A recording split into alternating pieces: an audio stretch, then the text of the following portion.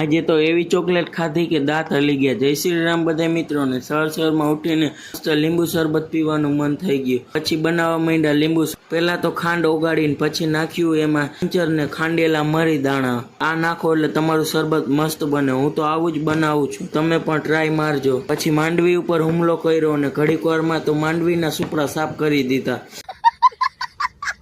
પછી બપોરા કરી આરામ કરીને નીકળી ગયા દુકાને।